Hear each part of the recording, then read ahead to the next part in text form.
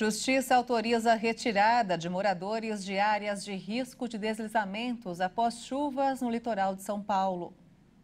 O governo federal vai liberar 7 milhões de reais para São Sebastião, cidade mais afetada pelo temporal que devastou a região. E você vai ver também.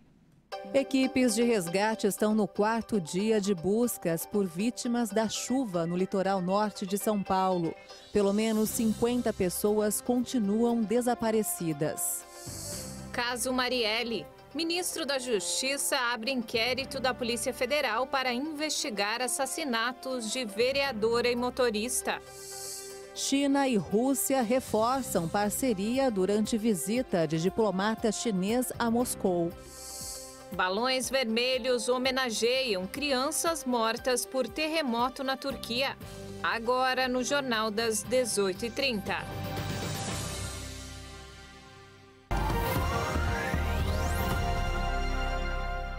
Olá, boa noite. São 18h33 pelo horário de Brasília. Boa noite. Você acompanha agora as principais notícias do Brasil e do mundo desta quarta-feira.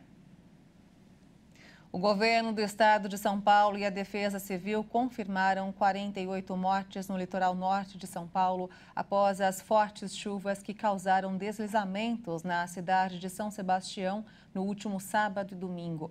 Até agora, 26 corpos já foram identificados e liberados para sepultamento. O Centro Nacional de Monitoramento e Alertas de Desastres Naturais disse que o governo do estado de São Paulo e a Prefeitura de São Sebastião foram avisados com 2 dias de antecedência sobre o risco de desastre na cidade em razão de fortes temporais.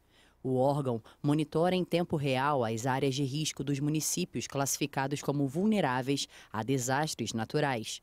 Os moradores, porém, relataram que não foram alertados pela Defesa Civil e que não houve também nenhum pedido para que eles deixassem as suas casas. O número de mortos da tragédia subiu nesta quarta-feira, totalizando 47 vítimas em São Sebastião e uma em Ubatuba. Cerca de 40 pessoas seguem desaparecidas e as equipes de resgate estão trabalhando com a ajuda dos moradores. Com parte das pistas desbloqueadas nesta quarta-feira, milhares de veículos deixaram o litoral norte paulista via rodovia dos Tamoios e sistema Anchieta Imigrantes. A Prefeitura de São Sebastião informou que 1.730 pessoas estão desalojadas e 1.686 abrigadas em escolas, creches, igrejas e no Instituto Verde Escola. A Marinha enviou um navio com 6 helicópteros para o transporte de pessoas e outros equipamentos. De acordo com o governo estadual, trata-se do maior acumulado de chuva registrado no país, superando os 530 milímetros em Petrópolis, no Rio de Janeiro, em 2022. Nessa quarta-feira, a Justiça autorizou a retirada à força de famílias em áreas de risco após um pedido da Procuradoria-Geral do Estado de São Paulo e da Prefeitura de São Sebastião. A previsão é de mais chuvas nas próximas 72 horas. O governo federal vai liberar 7 milhões de reais em recursos para os municípios de São Sebastião, de acordo com o Ministério da Integração e do Desenvolvimento Regional. A pasta reconheceu o estado de calamidade pública em São Sebastião, Caraguatatuba, Guarujá, Bertioga, Ilhabela e Ubatuba, cidades do litoral paulista, impactadas pelas fortes chuvas no último fim de semana. Segundo a Defesa Civil, nesses pontos mapeados pela Defesa Civil Nacional, moram quase 4 milhões de pessoas. O Brasil tem 13.542 áreas de risco passíveis de desastres naturais. O número consta num levantamento feito pelo Sistema Federal de Proteção e Defesa Civil por meio do Serviço Geológico do Brasil, que realiza o mapeamento para desastres geológicos e hidrológicos. De acordo com o SGB, as regiões estão localizadas nos 1.632 municípios mapeados. Das 117 cidades analisadas no estado de São Paulo, foram identificadas 848 áreas de risco.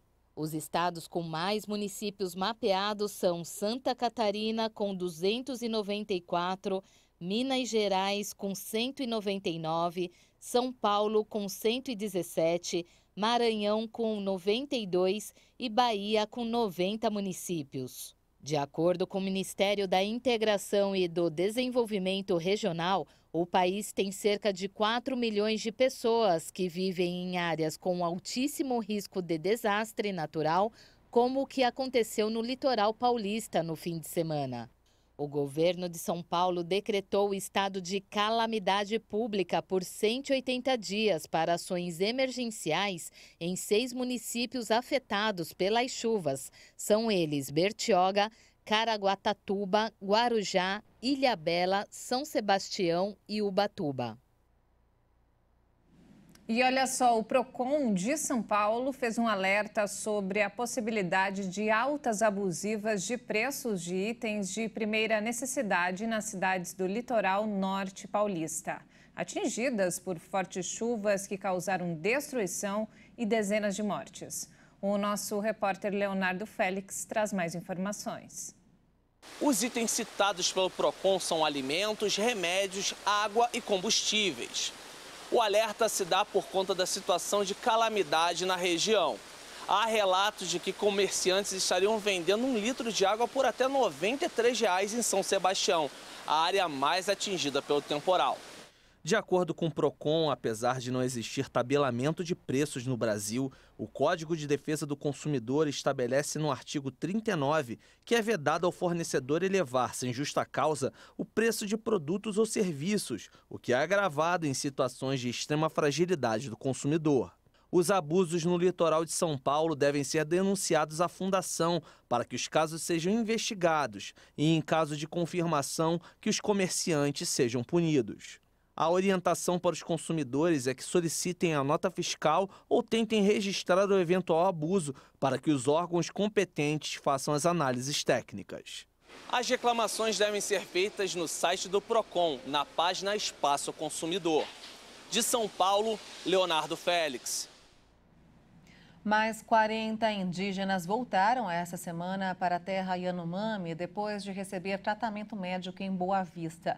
Mas a situação ainda preocupa. Esta semana, 4 nativos morreram por complicações causadas por malária e desnutrição.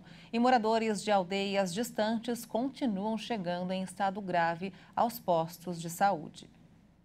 As vítimas, 3 mulheres de 45, 49 e 63 anos e um adolescente de 16, tiveram complicações causadas pela malária e desnutrição.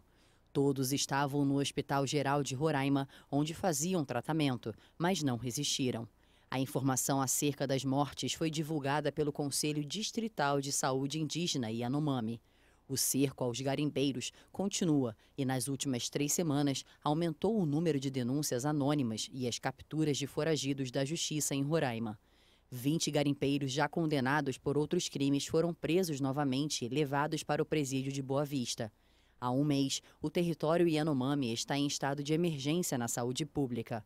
Indígenas Yanomamis enfrentam uma grave crise sanitária causada pelo avanço do garimpo ilegal. Desde o dia 16 de janeiro, equipes do Ministério da Saúde e Força Aérea Brasileira fazem o resgate de crianças nas comunidades e mandam para Boa Vista os casos que precisam de internação. O ministro da Justiça, Flávio Dino, determinou a abertura de um inquérito da Polícia Federal para ampliar a colaboração federal nas investigações sobre o assassinato da vereadora Marielle Franco e do motorista Anderson Gomes. Os crimes completam 5 anos no dia 14 de março. Dino publicou imagens de uma portaria do setor de inteligência da Polícia Federal no Rio de Janeiro, segundo o qual o delegado Guilhermo de Paula Machado Catambri é o responsável pelo caso. A portaria instaura o inquérito determinando que as investigações apurem todas as circunstâncias que envolvem os crimes. As investigações da Polícia Civil e do Ministério Público do Estado do Rio de Janeiro apontaram o sargento reformado e expulso da Polícia Militar, Rony Lessa, como o autor dos disparos, com a colaboração do ex-policial militar Elcio Queiroz. Eles estão presos preventivamente desde 2019 e respondem por duplo homicídio triplamente qualificado e pela tentativa de homicídio contra uma assessora de Marielle, que também estava no veículo e sobreviveu. E veja a seguir, China e Rússia reforçam parceria durante visita de diplomata chinês a Moscou. E ainda, balões vermelhos homenageiam crianças mortas por terremoto na Turquia. Nós voltamos em instantes, até já.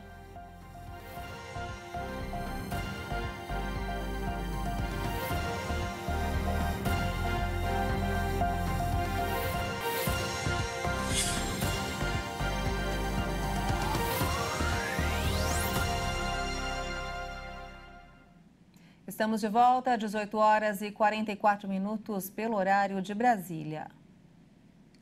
A Receita Federal prevê que 13 milhões e 700 mil contribuintes, pessoas físicas, deixarão de pagar o imposto de renda com as novas regras de correção da tabela, que entrará em vigor a partir de 1º de maio, Dia do Trabalhador. Quem ganha até 2 salários mínimos ficará livre de pagar o imposto.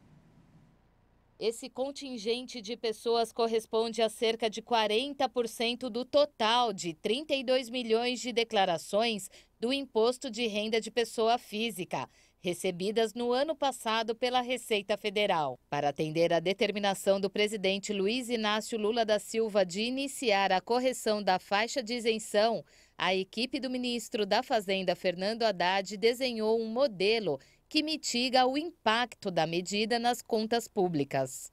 Serão beneficiadas pessoas com faixas de renda mais baixas. A faixa de isenção do imposto de renda será ampliada dos atuais R$ 1.903,98 para R$ 2.112, sendo permitida uma dedução simplificada mensal de R$ 528 do imposto. E vamos agora ao mercado financeiro. O dólar fechou em alta nesta quarta-feira, em dia de sessão com horário de funcionamento reduzido na volta do feriado prolongado. Investidores repercutiram a divulgação da ata do Federal Reserve, o Banco Central dos Estados Unidos, e seguem de olho na inflação do país. A moeda norte-americana subiu 0,16% e encerrou o dia cotada a R$ 5,16 na venda. Perder a CNH e o passaporte são apenas algumas das consequências que um cidadão pode sofrer se ficar inadimplente. A decisão foi tomada pelo Supremo Tribunal Federal no último dia 10 de fevereiro. Nossa equipe de reportagem conversou com especialistas que explicam os detalhes da nova medida. No Brasil, quase 30% das famílias têm dívidas, segundo o último levantamento feito em janeiro pela Confederação Nacional do Comércio de Bens, Serviços e Turismo. Isso quer dizer que milhões de brasileiros agora estão sujeitos a perderem a Carteira Nacional de Habilitação e o passaporte, além de serem barrados em concursos públicos. Mas o que o povo achou dessa decisão do STF? Falamos com Dimitri, que é jornalista, mas trabalha como motorista de aplicativo desde que perdeu sua fonte de renda fixa durante a pandemia. Um dos principais motivos da inadimplência foi a pandemia, né? Assim, as pessoas foram punidas pela pandemia. E mais uma vez, assim, punidas por estarem inadimplentes. Eu acho que, na verdade, o governo deveria desenvolver medidas que facilitassem esse processo de recuperação, né, financeira das pessoas e não querer puni-las de alguma forma. O dispositivo do Código de Processo Civil, julgado constitucional pelo Supremo Tribunal Federal, autoriza o juiz a determinar medidas coercitivas que julgue necessárias no caso de pessoas inadimplentes, desde que não avance sobre direitos fundamentais e observe os princípios da proporcionalidade e razoabilidade, conforme observou o ministro Luiz Fux, relator da decisão. E o que o STF decidiu? Ele decidiu que simplesmente essa medida ela vai ser aplicada desde que seja subsidiária, ou seja, haja outras medidas anteriores, e, em segundo lugar, respeite os direitos fundamentais daquela pessoa que vai sofrer essas medidas. Por exemplo, eu não posso apreender o CNH de um taxista que trabalha justamente com a sua CNH. Ouvir isso tudo do advogado é um alívio para o Dimitri. Ele conta a sua história e diz como está conseguindo obter renda desde que foi demitido. Ele não sabe o que fazer se perder a CNH. Eu atuava numa empresa de tecnologia e aí, na pandemia, teve um corte lá e eles acabaram me demitindo. E no momento ali a oportunidade que eu tive foi, assim, para ter uma renda melhor, foi ir para os aplicativos, né, de mobilidade. Com o lockdown, a demanda baixou bastante. E aí isso acabou impactando minha vida financeira e o que fez com que as dívidas se acumulassem e não tivesse recursos para estar pagando elas. Calma, Dimitri, você não vai perder a sua CNH. Assim como uma comissária de bordo, por exemplo, não pode perder seu passaporte caso esteja com dívidas. Com relação ao passaporte, ainda que não seja uma aeromoça, ainda que não seja um piloto, o Superior Tribunal de Justiça entendeu que essa análise tem que ser mais minuciosa, porque poderia infringir o direito de ir e vir. Vamos pensar numa situação de quem não trabalha com passaporte, mas tem uma família fora do Brasil. Esse, sim, não pode ter o seu passaporte apreendido. Agora, algum devedor comum que esteja viajando a lazer poderia ter o seu passaporte, mas nesse caso haveria uma análise mais minuciosa pelo juiz. Muito mais para quem trabalha com o passaporte, como, por exemplo, comissárias de bordo, altos executivos que precisam comparecer em outros locais e precisam visitar outros países, inclusive pilotos. Mas agora uma questão que fica é sobre o impedimento de inadimplentes prestarem concursos públicos.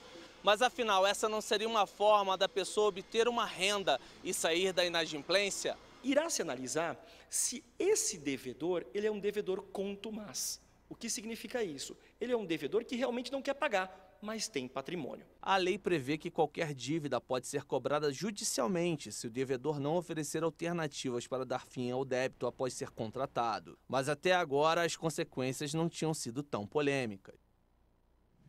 E nos destaques internacionais, o presidente da Rússia, Vladimir Putin, fez hoje um discurso em um estádio lotado em Moscou. O evento marca o Dia do Defensor da Pátria Rússia e acontece às vésperas da guerra na Ucrânia completar um ano. A declaração ocorreu durante o evento Glória aos Defensores da Pátria, que contou com a presença de milhares de espectadores que lotaram o Estádio Olímpico de Luzhniki, em Moscou, mesmo com um rigoroso frio de 15 graus abaixo de zero. As lideranças militares do nosso país me disseram que há uma batalha acontecendo agora, pelas nossas terras históricas e pelo nosso povo.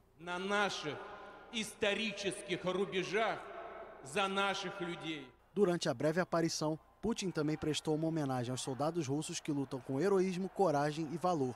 O Kremlin equipara a invasão à Ucrânia com a Grande Guerra Patriótica, termo adotado pelos russos para se referir à Segunda Guerra Mundial. Putin afirma que enfrenta nazistas no país vizinho e que o Ocidente trava uma guerra contra a Rússia por meio da Ucrânia. O confronto completa um ano na sexta-feira.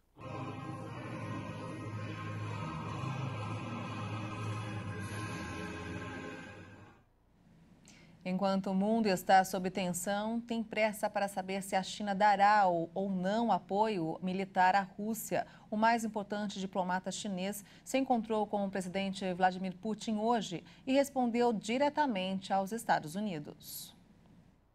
Durante o encontro com o presidente russo Vladimir Putin, o chefe da diplomacia chinesa, Wang Yi, fez questão de enfatizar que a parceria entre a Rússia e a China nunca foi dirigida contra terceiros e certamente não está sujeita a interferência e provocações. Putin disse estar ansioso pela visita do presidente chinês a Moscou e pelo aprofundamento da parceria entre os dois países. As relações entre a Rússia e a China estão se desenvolvendo exatamente como planejamos nos anos anteriores. Tudo está avançando. Putin argumentou que as relações internacionais estão mais difíceis e que não melhoraram depois do colapso do sistema bipolar, quando a União Soviética e os Estados Unidos viviam em Guerra Fria.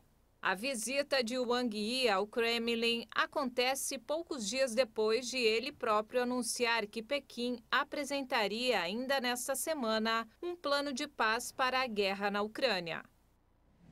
Enquanto isso, o presidente dos Estados Unidos, Joe Biden, se reuniu hoje com líderes da OTAN para mostrar apoio à segurança desses países, depois que Moscou suspendeu um tratado histórico de controle de armas nucleares, o que ele chamou de grande erro. E olha só, a Turquia lançou um esquema temporário de apoio salarial e proibiu demissões em 10 cidades para proteger trabalhadores e empresas do impacto financeiro dos grandes terremotos que atingiram o sul do país e deixaram mais de 47 mil mortos na Turquia e na Síria. Enquanto isso, quem sobreviveu à tragédia tenta manter viva a memória das vítimas. Acompanhe. Na cidade turca de Anatólia, pequenos e frágeis balões vermelhos contrastam com o cinza dos escombros. Dias depois de mais um terremoto que assolou o sul do país, este homem começou a colocá-los nas ruínas, como um último presente às crianças que perderam a vida na tragédia. Como representa o amor e a alegria, escolhi o balão vermelho. Também há balões de outras cores que representam a alegria. É claro que as crianças aqui não estão felizes, mas é a primeira vez que um balão nos faz chorar, por isso decidi fazer isso.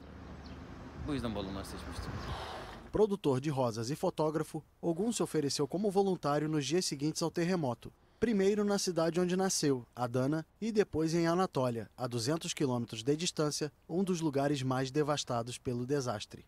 Desde 2020, ele ajuda menores pobres da Turquia com a Associação de Crianças do Irmão Ogun, que fornece alimentos, brinquedos e às vezes próteses ou cuidados. Mais de 42 mil pessoas morreram na Turquia devido aos terremotos, número que chega a 46 mil se forem contabilizadas as mortes na Síria, país vizinho também atingido. Autoridades não especificaram quantas crianças foram mortas na tragédia.